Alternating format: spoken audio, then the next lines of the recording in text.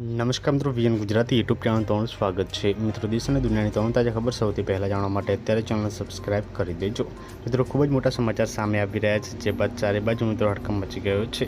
સંપૂર્ણ માહિતી આજના વિડીયોમાં જાણવશું। વિડીયોમાં અંત સુધી બને રહેજો। જી મિત્રો, અહીંયા વાત કરીએ તો ભયાનક અકસ્માત જી મિત્રો કાળ 3 લોકોને પરખી ગયો, માતમ છવાઈ ગયો છે। શું છે સંપૂર્ણ મામલો આજના વિડીયોમાં જાણવશું। વિડીયોમાં અંત સુધી બને રહેજો।